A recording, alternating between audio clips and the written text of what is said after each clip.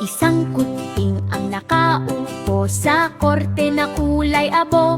May maliit na martilyo sa kanyang kamay.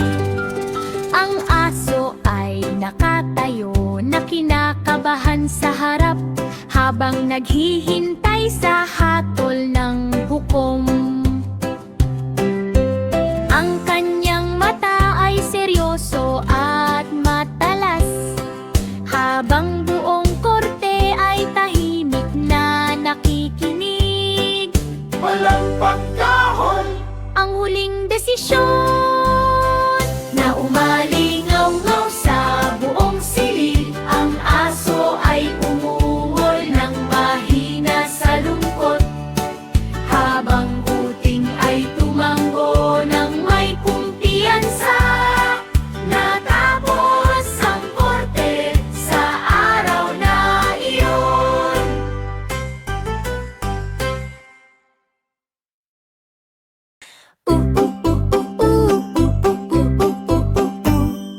Isang malitit na batang babae ang tumayo sa langan. Hawak ang lubid ng buong lakas at tapang. 10 elepante ang humila ng sabay-sabay. Yumanig ang lupa sa lakas nilang taglay. Hindi siya bumitaw kahit gaano kahirap. Nakabaon ang paa sa lupang matatag. Biglang nadulas ang mga elepante sa huli, at siya ang nanalo sa laban na masigla't mali. Sumigaw ang lahat ng hip-hooray sa saya.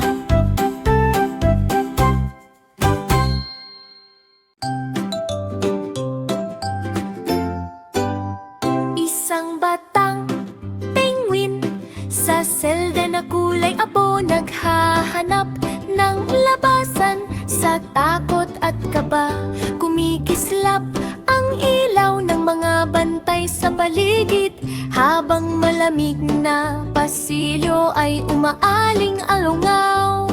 Maliit na paa ay nagsimulang kumalaw. Dumula siya ng mabilis sa lihim na daan.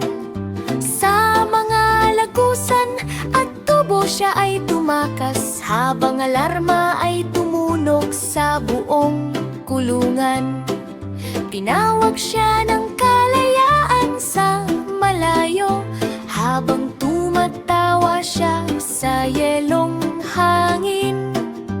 Ang pagtakas ay natapos sa araw na iyon.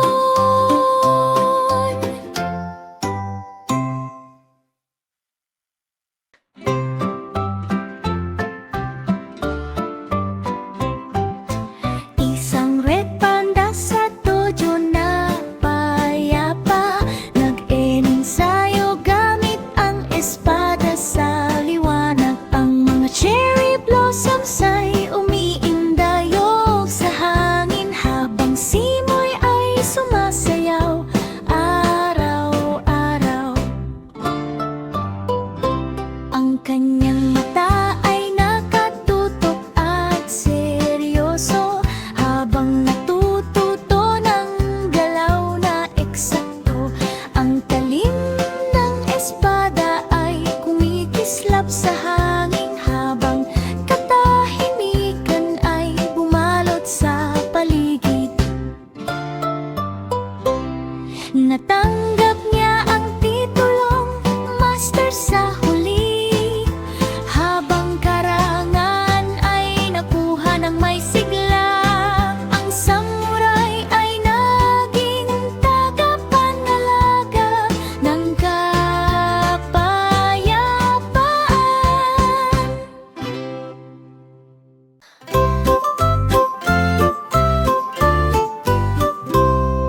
Isang maliit na daga ang nagbantay sa mabatong daan. May helmet na kumikinang sa liwanag.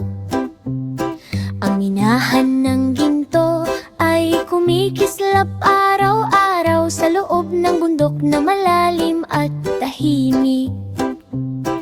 Ang kanyang mata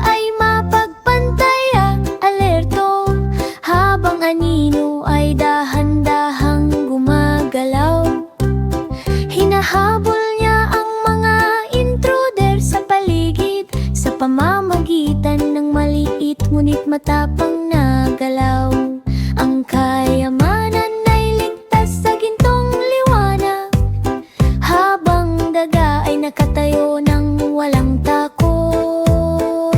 Isang bayani sa kanyang munting paraan.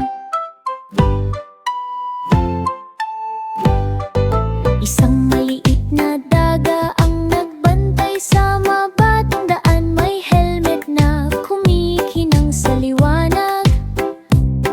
Ang minahan ng ginto ay kumikislap araw-araw sa loob ng bundok na malalim at tahimik.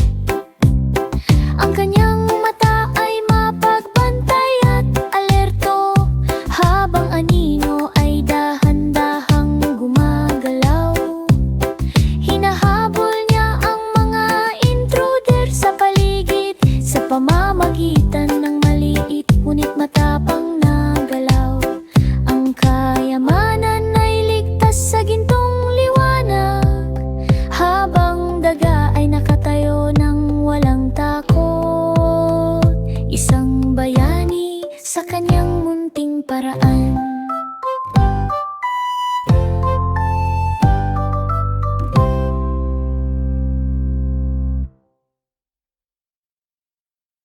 Ang cute na diwata ay nakakita ng kumikinang ng na-cake. Siya ay tumawa ng malakas at bahagyang yumanig. Ipinapagaspas niya ang pakpak habang dahan-dahang nagbe-bake. Ngumiti siya at sinubukang gumawa ng cake. Sa hardin sa tabi ng kumikislap na lawa, ginising niya ang mga bubuyog mula sa mahimbing na tulog.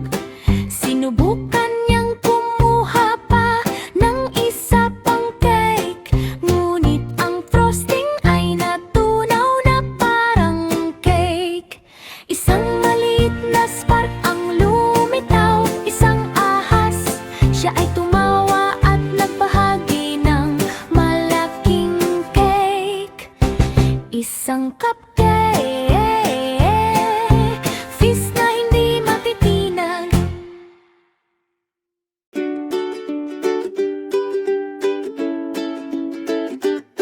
Sa kailaliman ng dagat na malaya at payapa, ang sirena ay lumangoy na may kislap ng saya. Ang kuting ay may hawak na gintong susi, habang hinahanap ang yaman sa ilalim ng alon. Mabilis silang lumangoy upang makita ang lihim, habang kumikislap ang kayamanan sa dilim. Binuksan nila ang kaban ng may pagkakaisa, at sabay nilang pinagsaluhan ang ginto at perlas. Sumayaw sila sa ilalim ng malalim na dagat, habang mundo sa ilalim ay kumikinang at masaya. Isang mahiwagang mundo sa kailaliman ng dagat. Ang batang penguin ay sumakay sa pating sa ibabaw ng alon na malawak at madilim. Siya ay sumisid at tumalon sa hangin, habang dagat ay kumikinang sa mahiwagang ningning. Dumulas siya sa puting bulangang alon, habang tumatawa sa bawat galaw at ikot. Nakipagkarera siya sa mga balyena sa dagat, habang maligayang tunog ay sumasabay sa hangin. Ang dagat ay naging maliwanag at masaya, habang penguin ay kumakaway sa malayo. Isang surfing na paglalakbay na may kislap ng saya.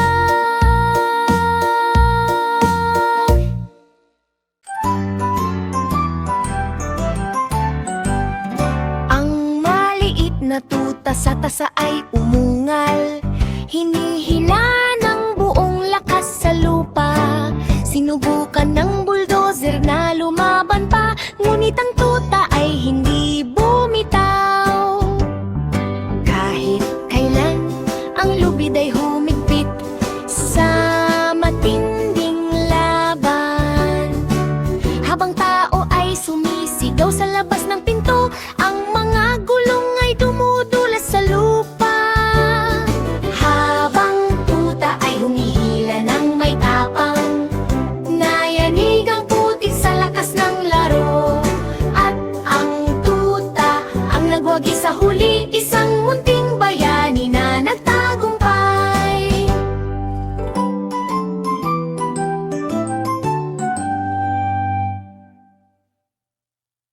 Hum, hum, hum, hum, ha. Isang puting na ninja sa tahimik na gabi, dahan-dahang pumasok ng walang ilaw.